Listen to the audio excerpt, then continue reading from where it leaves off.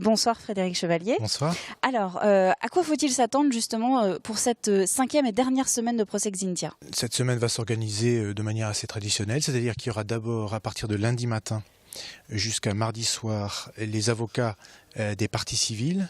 Ensuite le mercredi matin à partir de 10 h ce seront les réquisitions du procureur de la République qui dureront une bonne partie de la journée.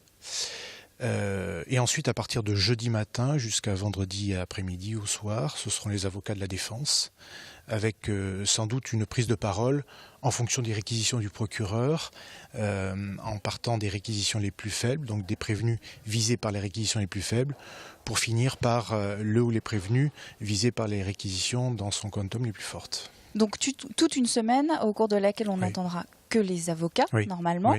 Est-ce que ça veut dire que c'est à ce moment-là que ces avocats, justement, peuvent abattre leur dernière carte? Les effets de manche, les cartes de dernier qui surgiraient comme ça en dernière minute, ça n'existe pas. Vous avez vu que pendant 4 semaines, il y a eu un débat loyal qui s'est instauré, contradictoire. Tout le monde a pu débattre de tous les aspects, y compris ceux qui mettaient en cause la direction départementale de l'équipement à l'époque des faits. Donc tous ces éléments sont connus.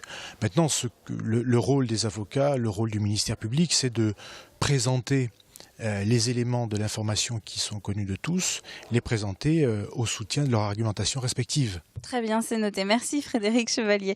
Alors voilà, vous l'avez donc compris, Edwige, si ces 4 semaines de procès ont déjà abordé beaucoup de questions, en ont soulevé de nouvelles aussi parfois, l'audience est quand même malgré tout loin d'être terminée. Au-delà des coups d'éclat, des effets de manche dont Frédéric Chevalier parlait à l'instant, on peut s'attendre quand même de la part de ces avocats à quelques belles déclarations. Et on vous rappelle à cette occasion que l'audience reste publique et ouverte à tous.